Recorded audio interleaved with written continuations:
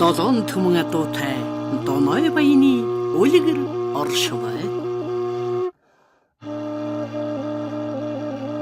Хоншуу хайрын бэлэгдэл болсон.